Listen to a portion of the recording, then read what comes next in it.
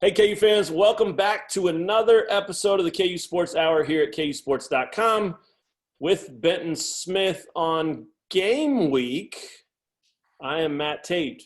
I'm still Matt Tate, regardless if it's game week or not, but this is game week. What say you, Benton? We're both wearing black. I don't think that was intentional. I think we're both kind of fired up to see this team, but I just noticed that. No, I mean, we're both mourning the end of our summer. There it is. Yeah, that's fair. That's definitely fair.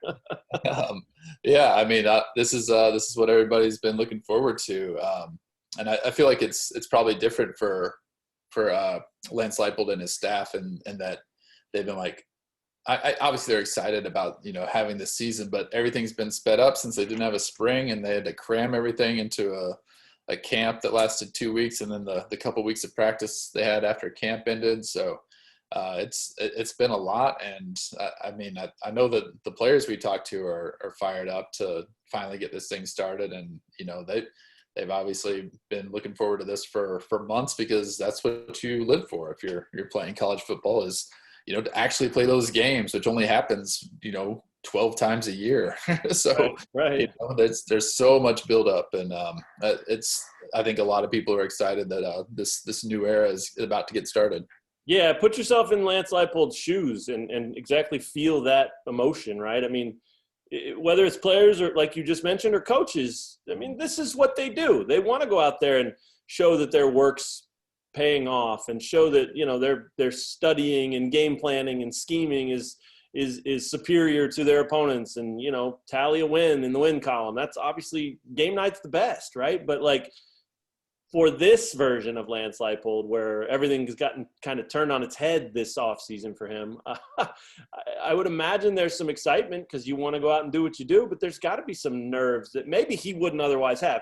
He doesn't strike me as a guy that sits around feeling a ton of nerves. I mean, he's pretty even keel. Mm-hmm. He's so focused on just some very basic pillars of what he does, the fundamentals and focusing on effort and things like that, that I don't think he lets himself get swept up in these emotional, bigger picture things. But I would imagine they're probably there right now with this new job, this new opportunity, the unknowns of knowing, did we have enough time to get this team ready to put something on the field that looks okay in the opener? I mean, it's got to be a weird week, maybe weirder than any in his professional career right now for him, doesn't it?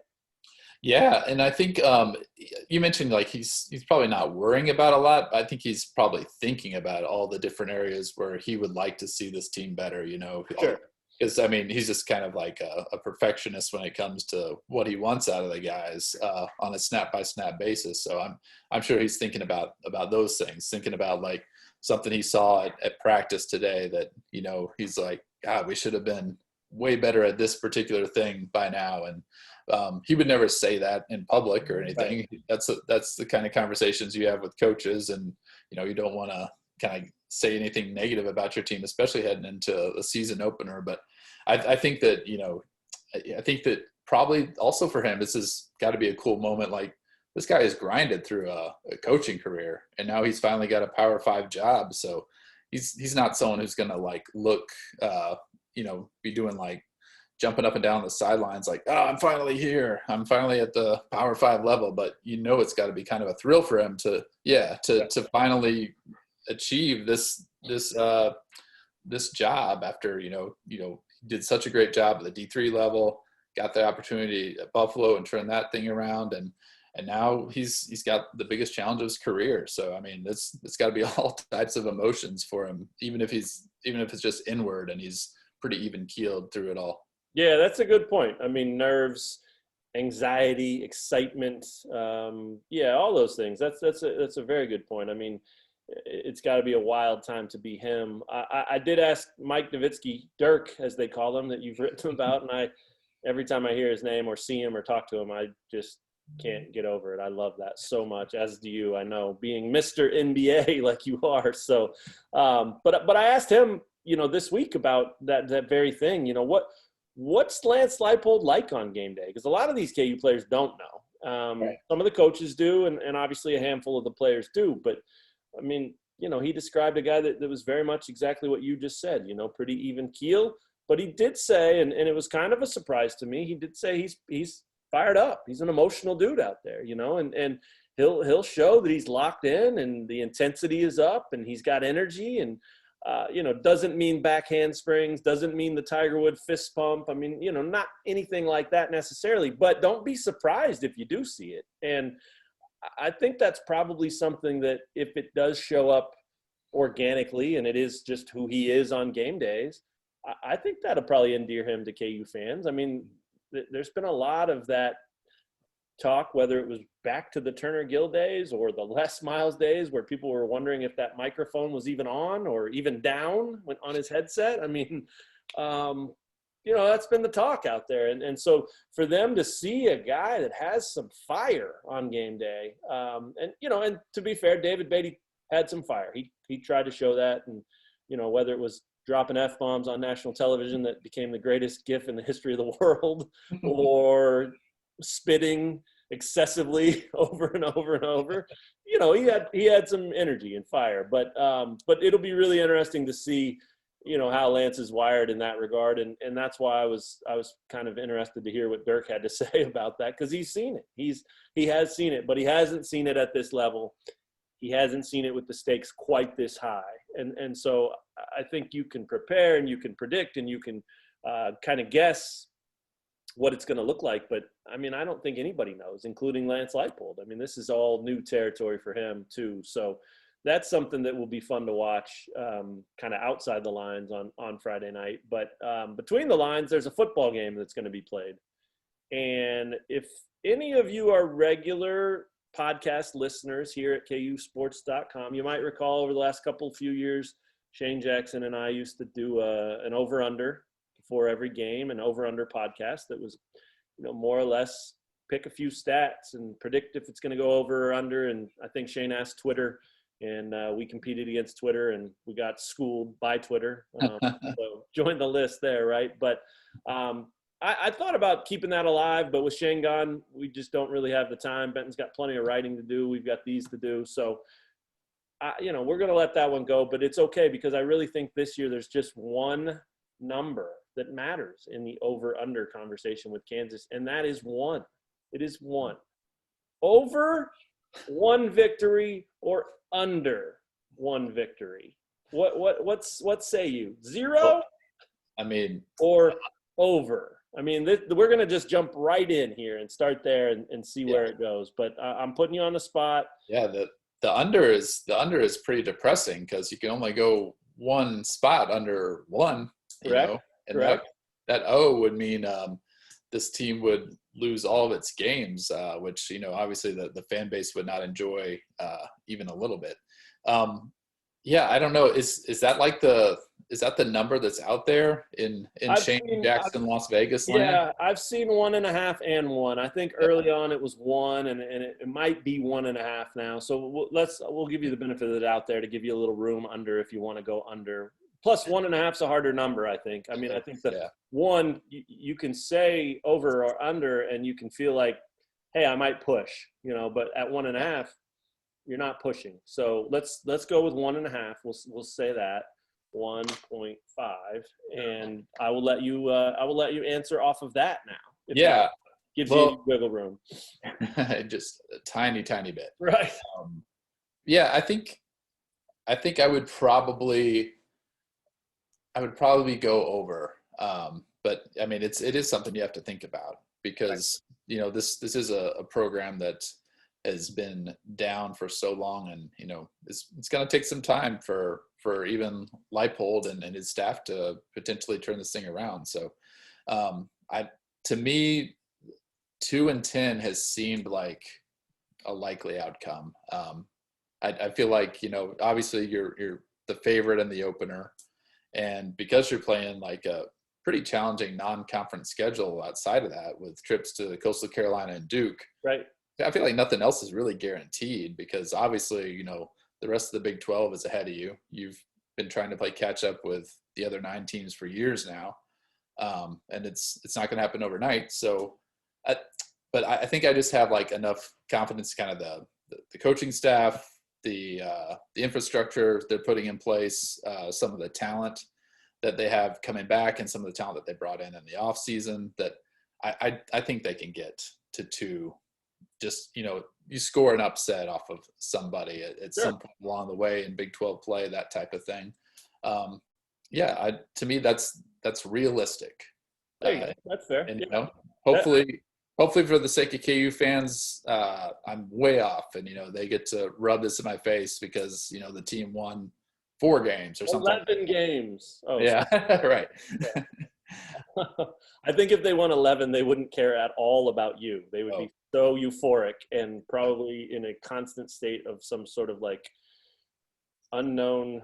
I don't know. I can't even keep going. But yeah, no, I think you said it great, man. I think it has happened before, right? There have been worse Kansas teams, worse coaching staffs that have found a way to win a Big 12 game. Not a lot, but they've done it. And so is it impossible to see that happening this year just because it's year one of a new regime? I don't know that matters a whole lot. I mean, it obviously, for the big picture of the rebuild, you have to look at it that this is year one and it's going to take time, as you said. But for the micro version of this thing, where you're just looking at the next 12 games in one season, is it impossible to see Kansas being prepared enough, playing well enough in 2 games to win? I don't think it is. I don't think you could talk me into or entice me into saying 3 is going to happen. But I think 2 is a, like you said, very realistic. So I would probably go over as well.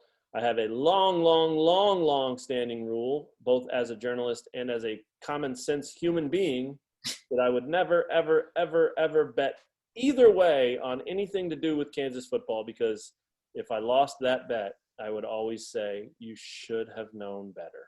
Right. So it won't happen on my watch, nor should it. I know it won't happen on your watch either, but it is out there. The talk is out there, and it's very interesting for sure. I mean, I was just looking over some of the stats from the past 11 season openers, and KU's won 7 of them. I mean, it's not like winning the opener is crazy. Now, those 4 losses are not fond memories, obviously. North Dakota State was one. They lost to South Dakota State. I think that I don't remember which one that was exactly, but I've got it over here. That might have been, which one was the Montel Cozart couldn't? That's the one. That's what I thought. Okay, so that's where he couldn't get the ball spiked in time to set up a potential game-tying field goal, right? So that's another one. And then they also lost to Nichols in a 3-point game at home. And then, of course, last year really just got handled by Coastal Carolina at home in what turned out to be Les Miles' final season opener at Kansas. So, those are not memories that KU fans are like, yeah, okay, we're 7-4. Who cares about those 4? Because those 4 obviously still sting. But even with winning those 7 openers in that time, they've only started 2-0 once, and that was in 2011. They've also – I say, I don't remember these 2-0 starts that you speak. Right. They've also, in some of those victories, eked out close wins against teams they were, supposed to handle. And then that kind of left confidence shaken, that left concerns and issues out there for everyone to see, that made people go, yeah, this team's not going to be 2-0. They're not very good. They may have won tonight 24-17 over Indiana State, but that's not going to get anywhere. So that's why I think maybe the 7-4 record in the last 11 openers kind of maybe sounds a little surprising, because so many of them, while they were victories on the scoreboard, probably didn't feel like victories on your way home as a fan driving home after watching that game. You were happy they won, but you knew better. And yeah, you're like, boy, if Hassan defense hadn't picked off that pass and taken it to the house, could have lost that game. There you go. Exactly right. So yeah, this is big stuff, man. This is a big, very, very important game. I mean, Lance Leipold and this team would love, and the administration and the fan base and everybody that's got any skin in this game, they would love nothing more than to get out to a hot start. And even if that means you go just 2-0, but you win against Coastal Carolina in week 2, somehow a ranked team, and then you lose the next 10, you'd still feel like, wow, we actually did take a step forward this year. That's 2-0 is a step forward. So can't get to 2-0 without going 1-0. Can't go to 1-0 without playing well, even against South Dakota. Let's break that down a little bit, and we'll kind of finish this thing up over the next 15 or 20 minutes with that. I mean, what do you know, Benton, about South Dakota? And then we'll talk a little bit more about the key things that you've learned about this Kansas team heading into Friday night. Yeah, I mean, South Dakota obviously didn't have a like every other college football program didn't have a normal 2020. They ended up being, because they're at the FCS level, they ended up playing their season in the spring, and it was super short. Played like 4 games, and but I thought Lance Leipold made a really good point the other day when he was having his press conference just about kind of the continuity that you get from that situation where. Not only do you have your quote unquote spring schedule or whatever, but we're playing games just a few months ago, and then you're able to kind of build off of that into the off season. And then before you know it, preseason camp is here. And then, KU would love to be in that situation where, they spent most of this off season with continuity and with more practices and all of that kind of leading up to this new season. So, to me, I think that's why you got to be you can't just overlook this game by any means. Obviously, KU is favored by, I think, more than 2 touchdowns is what I saw. So yeah, maybe 15 and a half. Yeah, something right there. But I think that's just what happens with these type of games. I mean, even though it's KU and it's a Power 5 team taking on an FCS team, so obviously, the Power 5 home team is supposed to win and, make it look pretty easy. At home, like you said. Yeah, right? I mean, those are big factors for sure. But as we've seen, they don't always actually factor in for Kansas. Yeah. But I don't think – I think because this coaching staff is so on top of everything, and because the players who have been around this program know that nothing's guaranteed, I think that they will enter this game, kind of with the perfect mindset that you need to not overlook anybody and not assume anything, and actually just go out there and focus on you and what you need to do, and the things that they've been repping all August. And if you do those things and don't make mistakes, you're probably going to be in a good spot, because you have scholarship players, you have better athletes, you have better depth, so you should win this game. And I think KU will win. I don't know how convincing it will end up being, but they have the pieces and to make it happen, and to actually get this thing started in the right direction for Lance Leipold. So we'll see what.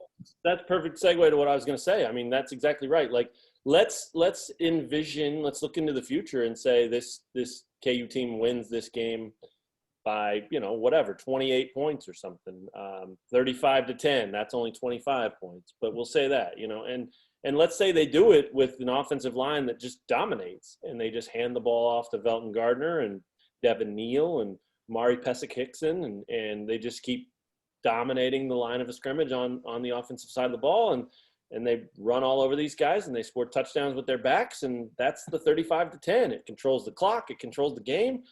I mean, that would give people a little bit of, oh, wow, we've got something here. That's a pretty good run game, and our O-line looked good. And, those are all of a sudden the whole look changes for what people expect. And, that, again, that doesn't mean anybody should be jumping up and down on the hill saying we're going to win 6 conference games. I mean, no, none of that. But, that's a reasonably realistic way to start this thing off. And I think that's what it comes down to for me. It's a matter of, do you win convincingly? And 55-6 they won in 2016. That's a convincing victory. Was that Rhode Island? Rhode Island, right. But then they went and lost to Ohio at home the next week, and then went and lost at Memphis after that. So it just didn't matter. They didn't take advantage of that. And that was probably, looking back at all of these games now, that was probably the biggest mismatch of the bunch. I mean, Rhode Island was terrible, obviously. Yeah. And kind of everyone knew that going in. With regard to this South Dakota team, I mean, you heard it the other day. You mentioned Leipold's presser. I mean, he flat out said, like, when he was at Buffalo, he told them not to schedule Missouri Valley teams. He's got a lot of respect for that conference, and he knew that at Buffalo you can't lose to those teams. Now, obviously you can't lose to them at Kansas either, but at Kansas you got to schedule them. You know, at Buffalo you can get away with not scheduling them. At Kansas, you got to play these teams, and you got to win these games, and you got to win them convincingly. You can't have those 24-17 wins over Indiana State. That's not going to get anybody in the stadium 2 weeks later when Baylor comes to town. Yeah.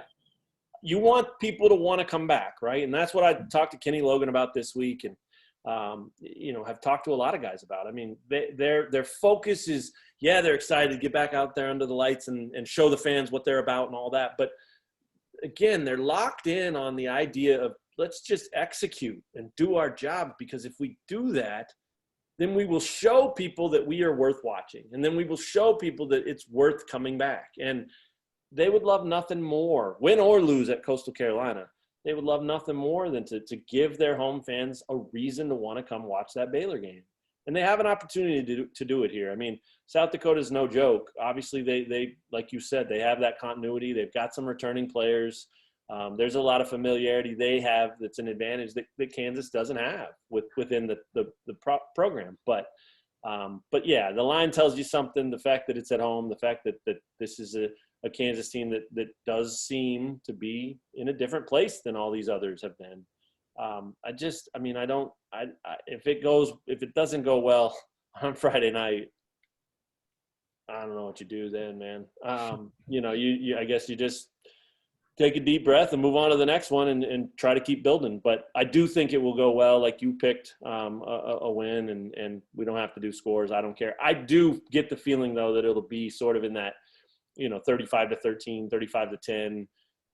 Maybe they'll even score more. I don't know what this offense is quite capable of yet, because we don't know who the quarterback is. So it's hard to predict a total point score when you don't know who's going to play quarterback. But let's transition into that, and we'll talk about a few keys for Kansas real quick, and then get out of here. But let's call your shot here. The last chance to do this on a podcast before the games start. I mean, who's the starter, man? I mean, I know we've talked about it throughout the offseason, but who is the first KU quarterback taking a snap on the field with the clock running on Friday night? If I had to make an educated guess right now, I would lean toward Miles Kendrick, and it'd just be like the game manager theory. Like, this team is not going to win games by passing. It doesn't have the personnel to make that happen. It doesn't have a clear-cut, Power 5 quarterback, or else the starting quarterback would have been named a long time ago. It doesn't have the types of receivers that even KU has had in recent years. So what this team does have is kind of a revamped offensive line and some running back depth and some talent. So, I mean, I think they're going to lean into that.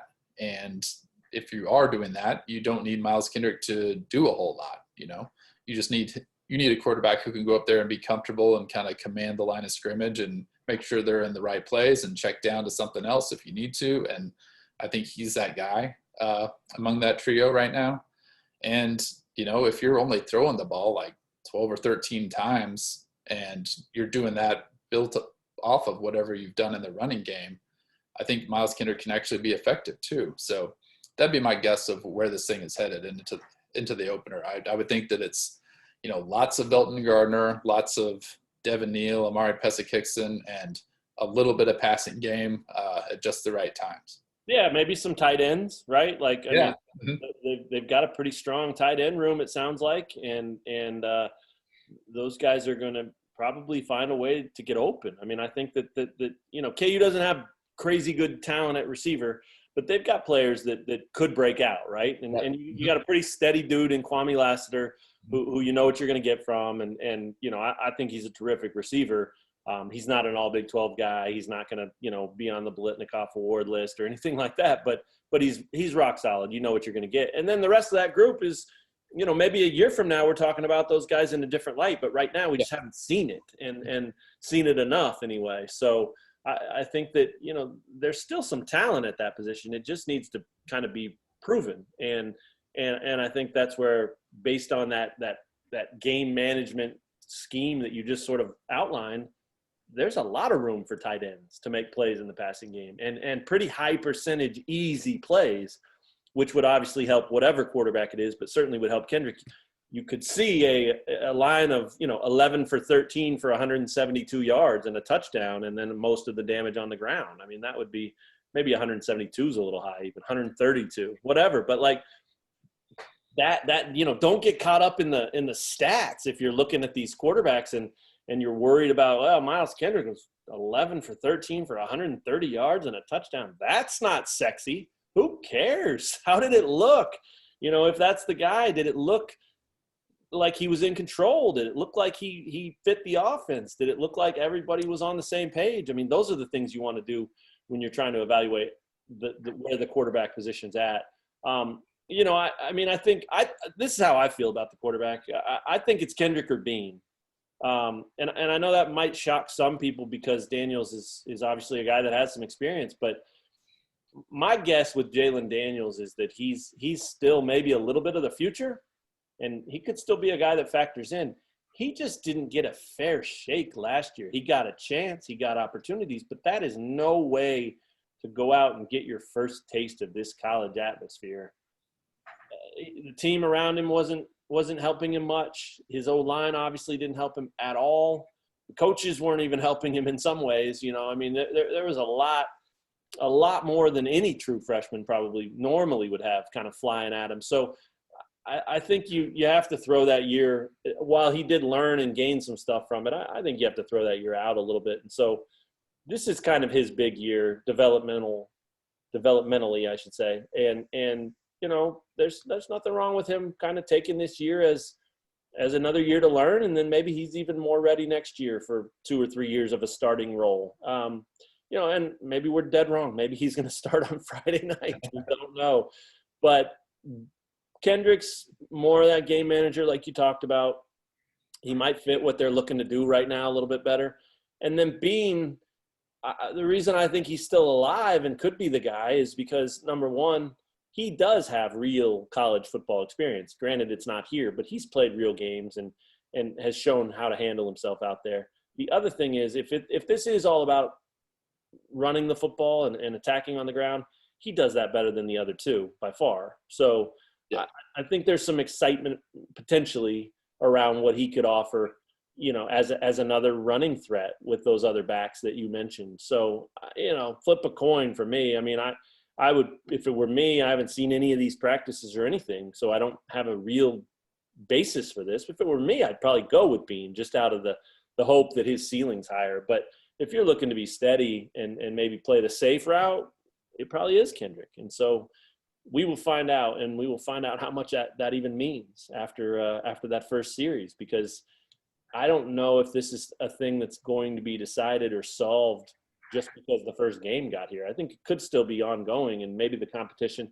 And I know that sounds very David Beatty-ish, but I think that's fair with these guys. They are still around these guys for the first time in their lives. It's going to take more than a few weeks of evaluation. So, Ben, you might have hinted at this already, but the strength of this team. Let's talk about an offensive strength and a defensive strength. What do you see after what you've learned from camp and kind of what you know about these guys? As crazy as it sounds, I do think the offensive strength will be just kind of running the ball behind a new offensive line. I think, Mike Nowitzki coming in makes a huge deal, but just having a veteran center. But people have been really impressed with Colin Grunhard, who's, going to be the right guard. And, Malik Clark is now a super senior, and he's back at the spot that he should be, left guard, not at left tackle where they had him playing most of last year. And Lance Leipold really likes Earl Bostic over there at left tackle too. And they've actually got 2 young guys at right tackle with Michael Ford and Bryce Cabledew that, Fuchs said he likes both of them, and he'll play both of them if they both deserve it. And I just think with a new approach that, you're going to have like this wide zone kind of approach and an offense that's really going to be based around, running the ball out of that. I think that's going to be the strength of this offense. And I'm really intrigued to see what it looks like. I do think, like kind of you referenced earlier, this could be a game where, they win 35-10 or something, and they just basically just run the ball and keep doing it because it keeps working. Sure. Yeah. I love their scheme, and I love what that line tells you. I mean, I think that you mentioned, you started at center, and then you went to the right, and you went to the left, and it just stayed okay. Like, you didn't cringe when you heard any of those names, and so it's a pretty balanced line. There's some experience on it, and it's also one that you kind of feel like you don't have to run left just because your only good linemen are to the left side. Right.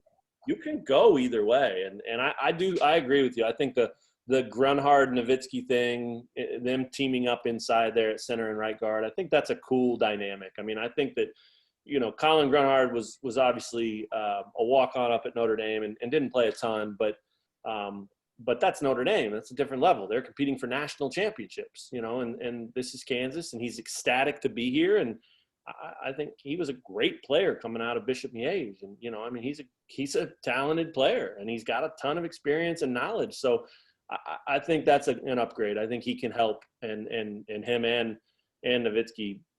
I mean, that should be a really nice 1-2 thing. And then Malik Clark has shown the times he's played well, it's been at that left guard position, like you said. So you should like the interior a lot, and kind of hope, maybe, if you're a fan, that the outsides hold up, which I mean, these coaches like them, like you said. So it seems like maybe there's enough in place. Defensively, what do you have for a strength? I 100% agree with you on what you said offensively. Yeah, the defense, I feel like it's almost hard to figure out heading into the season, but just from talking to people and talking to players over the past few weeks, I do think the D-line might end up being kind of the strength of this team. Interesting. People are just like going wild about Kyron Johnson. Yeah. And, this could be a totally different player than we've ever seen. And this guy's obviously a super senior who you feel like you're pretty familiar with him, but now he's like a weak side defensive end that they're just asking him, like, hey, you're fast, you're super athletic, just go get the quarterback. I mean, like, no one has ever just utilized Kyron Johnson's ability that way. So, I mean, in between that and, the guys they're bringing in from Buffalo with Eddie Wilson and Ron McGee on the interior, I know that both of them weren't projected as starters on the first depth chart that came out this week, but I don't know. Sometimes I don't believe the depth chart that is published before the season starts. You've been doing this long enough to know that. But also, like, I mean, Malcolm Lee is a guy that's kind of transformed his body too. And I mean, the horse now. Yeah. So I think as much as I was really skeptical about this D-line, maybe after the spring, because, it lost Marcus Harris and Dejon Terry, I was like, what is this group going to look like? Right. I do think it really could be the strength of this team. We don't know as much about the secondary now. Obviously, losing Karan Prunty was such a blow. So you're going to be extremely young on the corners. But you do have Kenny Logan back there at safety that will really help the secondary. And I don't know. I'm interested to see what the linebacking core looks like. I feel like there's some unknown to that too. Gavin Potter's played a ton, but the past couple of years, that was really out of necessity. Just guys in front of him got hurt, and they had to play him. Nick Channel's one of those guys who had to play a lot last year, and I think the coaches like him too at inside linebacker. But it seems like Rich Miller, who played the past 2 years as a reserve at Buffalo, is going to kind of be the leader of that group. And, Brian Borland said they could literally play him at any three of the linebacker spots. Like, he knows all the assignments, which is wild to me, to have a guy that's that comfortable and that versatile. So those are kind of the names that I'm kind of intrigued by heading into this season. And if I had to guess, I would say the D-line ends up being kind of the strength of the defense. Very good. Let's finish it with this then. One player and one player only that you're most excited to to finally see. And it could be a returner, it could be a new guy, whatever, but like, it's obviously all new. This is a new team, a new era, all of that stuff. Is there one guy that jumps out to you on either side of the ball that you're just like, I want to see if he's what we've been hearing or what I think he might be or whatever the case is? I don't really have one, but I'll think while you're talking. I will listen too, though. Don't worry. I don't know. I mean, I'm kind of like most intrigued by the Buffalo guys, and I think Mike Nowitzki could be the most important player on this team. Sure. But I'll say Trevor Wilson, Nice. receiver that they brought in from Buffalo, who, they love his speed. They love his potential. And it sounds like maybe he came in kind of raw. And now that, Emmett Jones is having a chance to work with him, I'm just really interested to see what he becomes. He's just a redshirt sophomore this year. So, I mean, this may be like just like the base level of what we see out of him at KU. Like, he could be taken off over the next couple of years. So I'm kind of interested to see where he's coming in at and kind of how he progresses now that he has Emmett Jones coaching him. That's a good one, man. And he's a guy that could factor in the return game too, right? Yep. Yeah, he could. Yeah, depending on how things shake out there. Yeah. You may get a few looks at him, not just at receiver, which is pretty deep, unproven but deep. But yeah, in the return game as well. So I like that pick a lot. I like all those guys you mentioned. For me, I mean, I don't know why this is really, but for me, it's Kenny Logan. I mean, I think Kenny Logan is all personality. He's all heart. He's the one known commodity that you have on defense. And, while he's not like a Mike Lee who's going to try to knock the bricks out of you every time he hits you, he's going to bring it. And I'm excited to see just how impactful or contagious his attitude and approach to play in this game really is. I mean, this is a dude like anybody that hasn't been around him or doesn't know him, he's incredibly likable, right? Charisma for days, funny, kind, a very easy dude to be around. And this is a guy that has designs on maybe being good enough this season to just say, that's it for me in college. I'm going to check out. That's pretty high, lofty goal type stuff right there. And whether it happens or not, we'll see. But that's his mindset. That's his approach. And I think this secondary needs that. And I'm really just excited to see what he looks like back there. I mean, I think you're going to see him. He's number one, first of all. You're going to see him on kickoff returns too. There you go. So you're right. I mean, I think he's just going to have his fingerprints and handprints all over this team and their energy and their personality and just their identity. And so I'm excited to see that because, he's a guy that has been around here, but he's also paid his dues, right? It hasn't ever really been his team or his secondary or anything like that. And it kind of feels like it is now. And he's embracing that. He's excited about the opportunity. He believes in this team and his teammates. And I think they're all very hopeful that this is going to be a fun, exciting year and one where they do things differently than they've done in a long, long time. So got to put up, you got to do it. You can't just say it. And obviously Friday night we'll get our first chance to see if they're up to that task. But there is a lot of talent on this team. I think more than their past records and recent run would indicate for sure. And then it's about, this new coaching staff. What are they about? And are they miracle workers? I mean, can they take what they did at Whitewater and can they take what they did at Buffalo and can they bring that here?